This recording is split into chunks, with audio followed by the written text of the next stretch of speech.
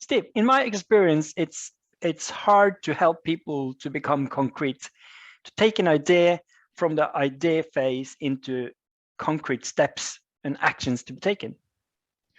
I hear you. I know those sessions when people say true but very general statements like, the problem is communication. We need to get better at communication, you know? Exactly. And it's true. There's something deeply true about that. But it's maybe not helpful for them to take the first step towards better communication. No. So what do we do to solve the problem? Well, the first step is, I think, key. So I think helping people take that first step. Now, hang on, I'm falling into the same trap. I'm giving a really general answer, Sven, I help.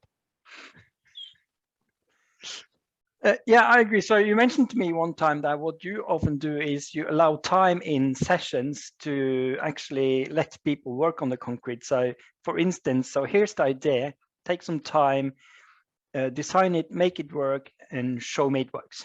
Yeah, brief time to prototyping. And that might be make a PowerPoint presentation, it might be make a Word document, something really simple that people can do. What do you do, Sven?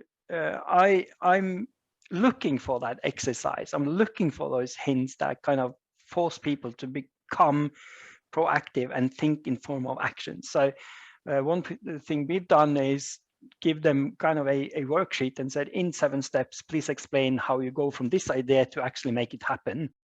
If they were to say, I will install daily team meetings, or I will train managers to ask these kind of questions this way, it might sound too granular.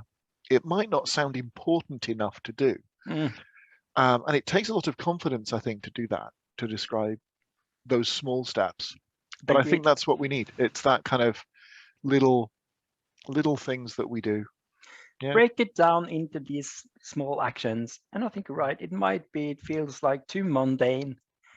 Yes, I actually have to send out an email. Yeah, it it has might to be be as done. simple as I've just got to send out an email. And I don't know. And sometimes it's really hard for that to happen. And sometimes I guess I've learned to sit with that uncomfortableness and maybe later after the session, do something outside the room to maybe say, can I help with this?